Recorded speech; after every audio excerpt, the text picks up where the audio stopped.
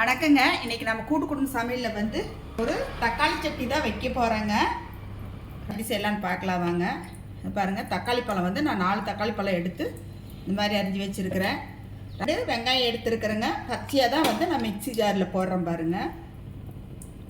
4 தக்காளி 2 வெங்காயம் பச்சையாக போட்டு இது ரெண்டையும் வந்து அரைச்சி எடுத்துக்கலாம். எண்ணெய் ஊற்றிக்கலாங்க. இதை கடுகு உளுந்து போட்டுக்கலாங்க. ஒரு கொத்து கருவேப்பிலை போட்டுக்கலாம்.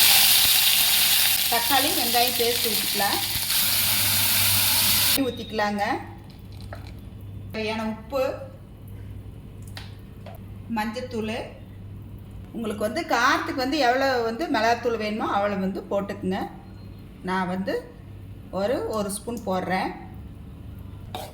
அவ்வளோதானுங்க. இதுக்கு வந்து வேறு எதுவுமே வேண்டாம். எண்ணெய் மட்டும் கொஞ்சம் சேர்த்து ஊற்றிக்குங்க, நல்லாயிருக்கும். இது வந்து நல்லா பச்சை வாசம் போய் நல்லா கொதிச்சு வரணுங்க. வந்து ஒரு தட்டம் போட்டு மூடி வைக்கலாம். உப்பு வந்து கொஞ்சம் போட்டுக்கலாங்க, கம்மியாக இருக்குது. எடுத்து பார்த்துக்கலாங்க. சூப்பராக இருக்குதுங்க. ஈஸியான ஒரு தக்காளி சட்னி அவ்வளோ சூப்பராக இருக்குது பாருங்கள். நான் வந்து ஒரு பாத்திரத்தில் வந்து மாற்றி எடுத்து வச்சுட்டேன் பாருங்கள். எவ்வளோ சூப்பராக இருக்குது பாருங்கள் சட்னி. நீங்களும் வீட்டில் செஞ்சு சாப்பிட்டு பார்த்துட்டு எப்படி இருக்குன்னு சொல்லுங்கள். நன்றிங்க.